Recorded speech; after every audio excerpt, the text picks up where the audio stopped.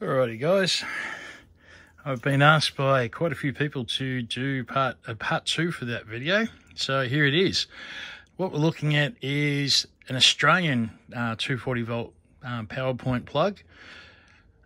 Basically what I do with the 3 pins, you get 2 pins and 3 pins. With the 3 pins, I start off with the earth because it's sort of in the way of when you're doing the others. So I start off with the earth one. Now, most people will be probably needing to use a vise, and it's so easy just to pop that in a vise. Now, I find that it's a little bit easy for me, or sorry, it's quicker for me not to use a vise. I've got quite a bit of hand strength. I understand that not everyone will have that. Oh, hang on, are we going to get... The faster I go with these, the more likely I'm going to lose the copper. Now, because the copper's the extra bonus, we just want to slowly ease that out. Just nice. There we go. All right, there's one. All right, just like pulling a tooth, and you want the nerve as well. Okay, so then once we got rid of the earth, we can get to these other two. Now, some of these, like this one over here, that's actually only got the 2 pins. Yeah, you don't need to worry about the earth one on that one. But yeah, here we go. All right, so just getting the right angle, and you just want to roll. You're using the actual pliers. What you're doing here is you want to get the pliers and drop it down each time. That black bit of plastic is just a little tiny bit of extra insulation, and you just want to avoid gripping on that too much because it just slides, doesn't. There we go, get another bite at it.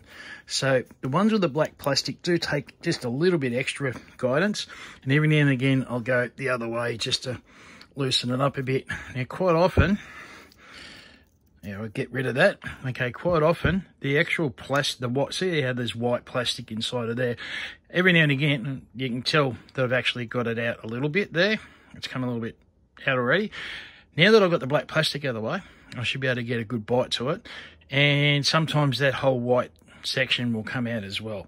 And let's see how we go now. This is kind of like scratching it. One of those scratchies, those $2 or $1 scratchies, to see whether you get your money's worth. You're always going to get the brass. How much of the brass and whether you get copper is also a bit of a, almost a little bit of a gamble. It's a bit of fun. Okay, so now I've got it to there. Now I'm going to try and get the copper out. So there we go. Look at that. Some of you might actually want to just sit there and watch this rather than just do all the work. I don't know. I don't know what you people want yet, so I'm still learning as I go. I was quite surprised to see this is my most popular video. Sorry, the one before this on the actual pulling it in. But look, at the moment, there's certainly issues with money. And so if you can find a side hustle, which you can get stuff for free, like these plugs, find someone who does scrapping, and I'm sure they'll hand you some of these just to give it a try. So to start with, look, a nice pair of multi-grips of some sort. These Irwins are great. However, not everyone's going to have a pair of Irwins in their garage. Oh, I think I popped it. Yes, now, once you get to that stage, you've got to be careful. You don't want to put too much force. You just want to gently start. Oh, come on. Once you start the movement, there we go. Oop, she pops straight out after that once she starts moving. All right, so she's clean. Now, in a perfect world, I'd be able to recycle these as well, but I don't have the machinery to actually recycle. I think that's just mostly PVC. I can't really recycle that at the moment, unfortunately. So that very, very reluctantly goes in the landfill. Later on, I'm still trying to find someone to actually take these off my hands. I'll even pay a small fee just to move them on and be ethical about it all. However, I still just haven't found somebody. The company that used to take my PVC back in the old days, they now only take corporate clients. They get massive amounts of surplus PVC, but they no longer look after the little man. So unfortunately, they've moved on. They'd be good on them. They've done what they've done. They certainly get a lot of PVC out of landfill, but again, it's usually waste from manufacturing not from the other end. Now, every now and again, you'll get one of these, which is an older one, and that's just straight brass. That doesn't have any nickel coating on it. So they go in the brass, not the mixed brass. Yeah, so they come out pretty much just the same. They're usually folded brass, as in, let's see if I can get one out and I'll show you. Oh, I can do about 20 of these before my wrist up. No, I popped it. I wasn't concentrating. Okay, concentrate on talking. Okay, so I can usually do about 20 plugs before the hands start complaining. There we go. Once the hands start complaining, I usually have a break and I'll just go do something else. All right, so that is technically bare copper, but it's such an old one that the oxygen's got in there and discoloured that part of the copper. So oh, I can't really. There we go. Still getting used to my little tripod setup. Yeah, so it's only that section there which is bare bright, but I don't. If you clip that off and put it in bare bright, I don't think they're going to ping you for a whole bucket if you just got a little bit which is oxidised like that.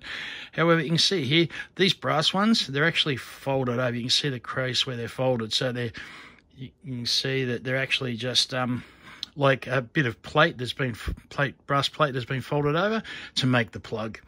Yeah, anyway, but these ones are actually cast and then they're coated nickel, and then they've, you know, like these two, because when the plug's in like this, what you don't want is something, you don't want this to be sitting just a little bit out of the wall but got electricity and something to fall in there, because in that moment in time it actually becomes a danger.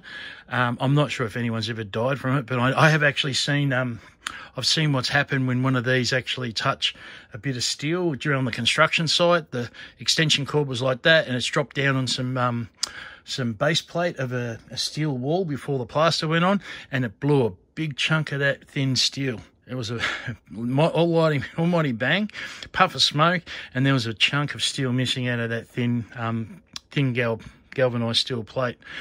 Yeah, so that's the reason for those. That's just an extra safety precaution. You will occasionally find some of these older ones, like this one here. This one here hasn't actually got the black plastic there. So there's a little bit of there's enough difference between them to chop and change, and different plastics, different styles give you different resistance. Like something like that. Oh, hang on. So something like this might be really, really easy, because that one looks like and also if you heat these up. Now I've seen a couple of videos on these.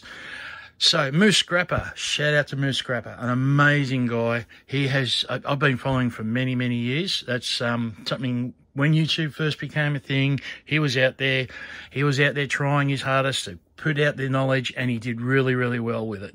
So he's not been as active as lately, and I really, really would hate to see him close down his channel. Moose Scrapper, if you're listening, mate, we love you, buddy. We really do. We love your work, and you've reached and out and touched so many of us in the sense that we actually feel like there was a community back before we realised there really was. Now, also I've seen Thub, a Canadian scrapper. Yeah, shout out to Thub. He's actually put these in hot water before and tried to soften the plastic. I think it worked out well for him. I can't remember the video too well now. I actually just like to do these on warm days, or sometimes I'll have the heater on just to heat them up. It does make a little bit of difference if they're a bit softer.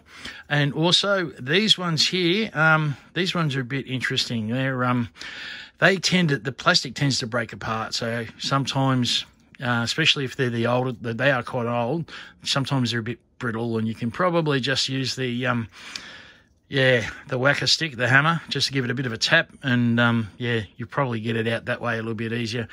But yeah, as I said, by all means, don't feel like you have to try and do it my way. Once you get it into the vise, it's just a case of just getting in there and out they come. The trick is to go from using a lot of force to get down to here, and then going and being gentle to get this out. I found that if you pull it straight out, rather than trying to pull it out that way, if you pull it straight out and then you just wait for that tiny little bit of movement, as soon as you get that movement, you just give it a yank. That's the greatest success I've had with it. However, you find your own way to do it, and by all means, post comments, tell me what worked, tell me what doesn't work, and tell me what else you want me to post, because I'm learning from you guys. So as much as I'm imparting my knowledge, I really want to hear what you guys have got to say. So please, post away. I want to see whatever comments you want. Please keep them, keep them nice, keep them friendly. But yeah, let me know. Let me know what you think, because that way I can work out. Oh, there is one other plug I want to talk about. Sorry, I just spotted it at the corner of my eye. These plugs here, yeah, these ones here, this one's quite an old one. This one here, you can actually take the outer sheath off here, and then you can get in there and you can actually, is this one of them? Yes. No, that one's completely molded, so that was a bad choice. Okay, so, is there another one here? Yep, here we go. So this one here, once you undo this and you actually peel that back just gently with your fingers, you can actually get in there and you can rewire this one. All right, there's actually little screw tabs there. You take the screws out and redo the tabs. So this one here, you can actually, I use these to repair. My daughter's got a rabbit that likes to chew cords. So shout out to anyone who's got pet rabbits. Yeah, they can be mischievous little buggers. They're a little bit of a pain, a little bit of a handful. But yeah, when the rabbit chews through a cord, I'll get a call to say, Dad, come down. I need a plug. And I'm like, yep, cool. I'll come down and do that. Now, if you're doing it for someone you don't know, by all means, please just use a Sparky. All right. When it comes to rewiring stuff, I wouldn't recommend you do it yourself, unless you know exactly what you're doing.